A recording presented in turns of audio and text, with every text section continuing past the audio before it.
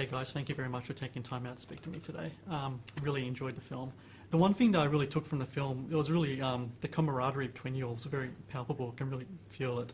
Do you guys knew each other beforehand? Did you hang out with each other before filming?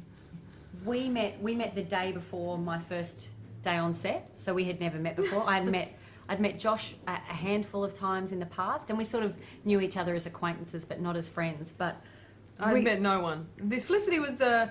Oh no, I'd rehearsed with Josh and Rob, and then I met Felicity, and then we went to work. Yeah, it was just as soon as everyone met each other, we all just fell in love with each other. It's good casting when everyone really actually likes each other. Yeah, it's great that the chemistry translates onto screen, because you know we feel like that, but we don't know if we're projecting that onto the screen. So it's great that other people see that. We all genuinely love each other.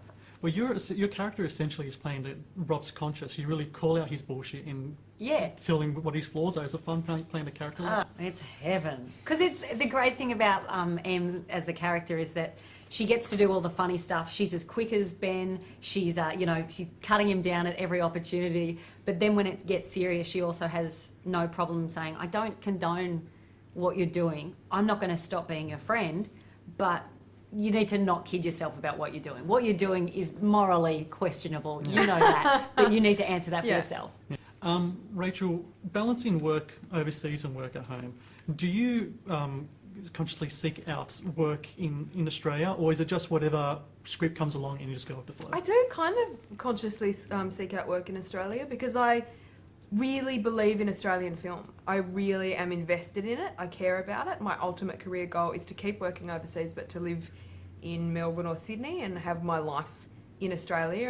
And in a broader way, I think we're a really great country and we deserve to watch our own film and television. And be proud of it. And be proud of it and actually go and see it. You know, the best reason to go and see Any Questions for Ben on a cinema is because it's a big movie. It's got these epic, sexy shots of Melbourne and people skydive and they ski.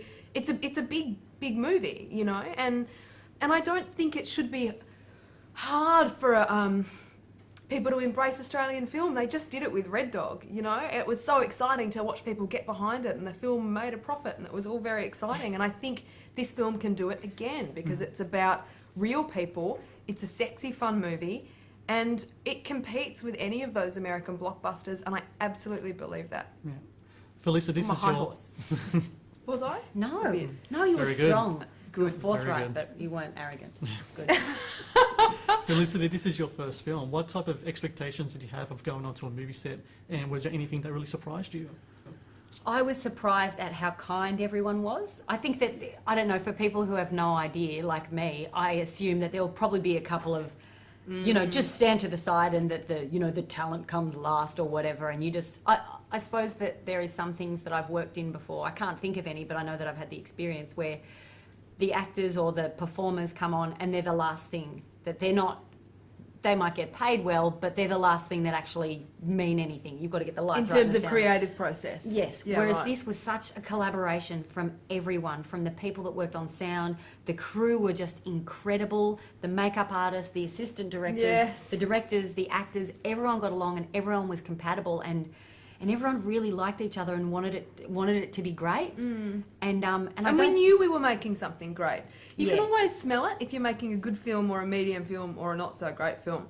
You know from the moment something magic happens, from the moment you get the script, you get the part, you start working, it's easy. Yeah, it was There's no easy. drama, it's just fun and you look forward to going to work and the alarm goes off at 4:45 in the morning or whatever and you're like, whoa, yeah. Or you People go to are gonna bed at make me 7 laugh. o'clock in the morning and you're happy. Yeah. You're happy. You never, I never thought, I'm sick of this or I'm bored or this is too hard. I just wanted it to be great and I loved it. And every time a scene was finished, I'm like, oh, I never get to do that again. Yeah, I know. That's what it felt like. Yeah, I feel sad sometimes when I watch the trailer because I just go, I want to keep making that film over and over again. Always potential for a sequel. A magic experience. Yes. Why not? It could be really great. You could make it in Yemen. Yeah, let's make it a Yemen is in the movie. Of course. Yemen yes. sequel. The Yemen sequel.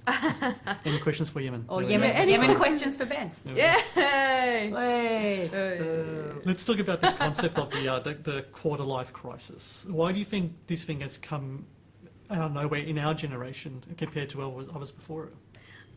I don't think it's come out of nowhere. I think modernity is a curious thing at the moment. You know, we're living very, very fast. There is this pressure, particularly for young people, I think, but for everybody, to experience everything there is to offer. We're confronted by so many choices.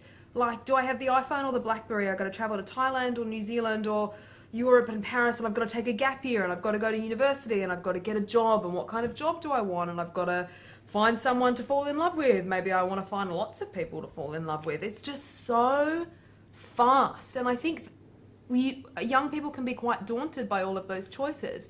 And we have a great time. You know, your 20s is a fun, fast experience. But this film is kind of about that moment of pause where you go, is there more to life than this? Is that right? Is this the full feeling? Is this what full Totally. feels like? Because I think the other thing about, you know, in your 20s at this time, you know, in this generation, is that it's not only so fast and there's not only so many options, but it's so accessible, it's so convenient. You know, that buying something from overseas is not what it was 20 years ago, where you'd sit by the mailbox and maybe it'd get there in a couple of months, you know, Yes. and maybe it would get there on time, or maybe it would get turned back at customs. Now you order things online and they're there. And that's what the characters in these films have. Or, you know, that's what Ben has. Accessibility, Have yeah. accessibility. They travel, they have money, they have women, they have apartments, they have this fabulous life. And fabulous is great, but is fabulous sustainable? Is And it enough? Is it enough? Yeah. Yeah. But in a really funny way. Hilarious On that note, sincerity. thank you very much for talking to me today, and congrats with the film once again. Thank you so much. Thanks so much. See you later. I love that. Hey, thanks, Matt. I love